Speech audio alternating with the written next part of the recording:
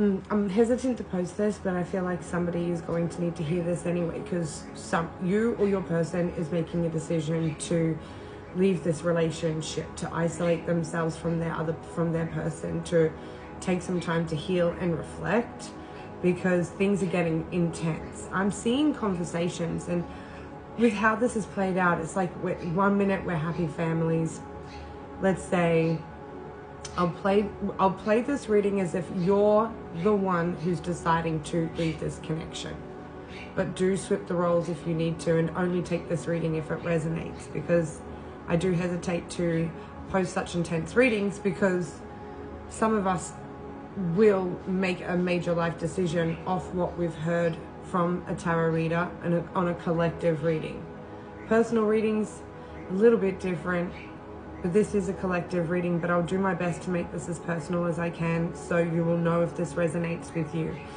My nose is very tickly right now, and so that is a sign that there is a higher divine communication that's going on, but there is your intuition is starting to become very strong when it comes to this person, when it comes to this relationship. Again, place the roles where they fit if that isn't you.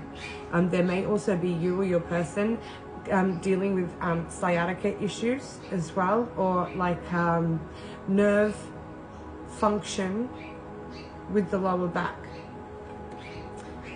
The conversations between the two of you right now, it starts off happy families, everything's okay, there's harmony, to a thought coming into yours or your person's mind.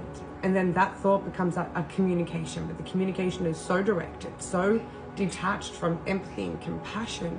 It's more accusatory and let's say argumentative, or at least that's how that you're hearing it, right? So the one deciding to leave, which I believe is the person who is listening to me right now and resonating with their person being cold and detached in the moment, because when you met this person 222, it was like, wow, this is my soulmate. Oh my gosh, the love aggression that you felt for this person, you just, ooh, I can see somebody just, when I look at that card, it's like, you know, that feeling you get when you just want to, you love that person so much that you just want to get inside their body. Or is that weird? Is that weird? I've only felt that once before in my life, but you know, that feeling, it's just like, oh my gosh, this is intense. I love this person. And all these feelings that sort of come through the body, you feel it, it's a tingling sensation. You know those feelings when you put your head close to your person and you feel a vibration, like forehead to forehead, and it's like, sometimes it's so strong it bounces you back. It's just the intensity of what is happening here on an emotional level when you and this person met, to being this family environment, or like a happiness environment, that harmony. So I feel like you were living together or are living together, right? There was this family feeling to it. You're creating a future and building a home, right? Friends, networks, it's all combining, creating this wonderful, beautiful picture. But your person is all of a sudden so different. They're detached. They're not that positive, optimistic individual that you fell in love with. They're not, well, they still think the same way, but they're not treating you the way that they used to treat you. And it's as though I feel like you're feeling as though this person is starting arguments for the sake of it, or trying to disagree with you for the sake of it. It's as though they play the devil's advocate, right?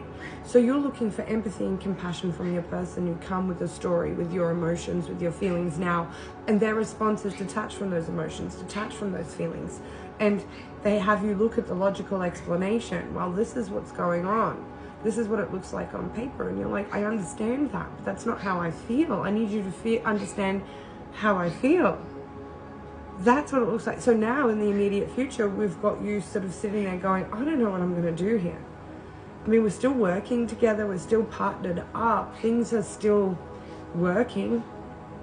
But do I want to keep putting in this effort, in this routine, this mundane day-to-day routine of assessing your behaviors, assessing your communication, finding new ways to say what it is that you need to say, losing all its authenticity, by the way, when we have to do that, when you have to start communicating with, oh, if I say it like that, that may trigger my person, they may get angry with me, it may hurt their feelings, I don't want to start an argument with my person, I just want to communicate something with them. So how can I say this in a way that won't antagonize? And that's hard work. And so you're analyzing your thoughts, you're analyzing your communication, and now it's to the point where you're like, I don't know if I can actually do that. I think I'm going to be better off myself, alone, healing, reflecting, how did I get myself in this position? How did we get here? What were my steps and actions? What are their steps and actions? Like, not from a judgmental place, but from a truly reflective, self-reflective healing, not about meeting new people and seeing other people, but truly going, okay, how did I get here? How did I get to this point in life? What's my journey been to now? And what do I plan for my journey to begin with? But being very present in the moment with yourself, like, where am I? And this is in your own right, not with this person. So it's a Merry Christmas, I guess. And I feel like this is coming from your person when you have this conversation with them. And it may have to do with how they're behaving right now in this moment. There's some sort of conversation.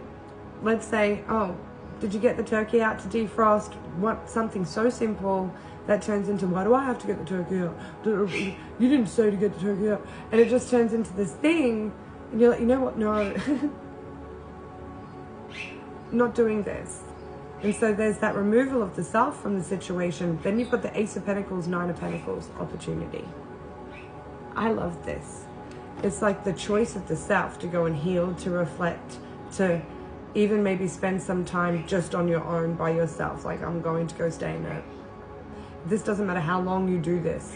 There's a period of time where you're just on your own, reflecting, putting the pieces of the puzzle together, visualizing the pieces of the puzzle for the future, the whole picture, what you want this whole puzzle to look like of your life.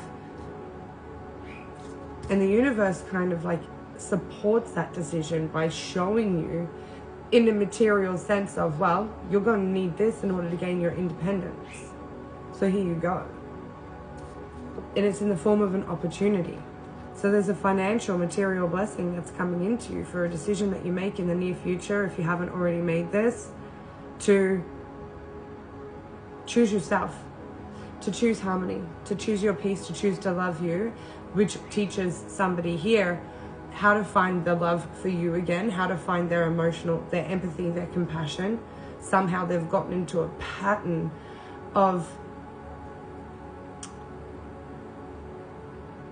that I believe the pattern they've been in previous relationships.